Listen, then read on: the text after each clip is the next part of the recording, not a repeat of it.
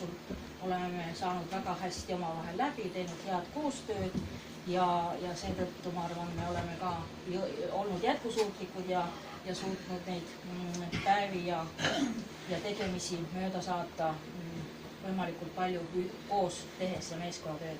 Ehk et meie tänu kuulub. Mina tahaksin kõigepealt öelda seda ja head sõbrad ja seda sõna sõpra tahaksin mina eriti toonitada, sest kui on olemas sõpru, siis sõpruskonna kaudu tekivad ka koostöövormid. Et ilma selleta, selle sõpruskonnata on, see on minu isiklik arvamus, et on väga raske teda koostöö kohta leida.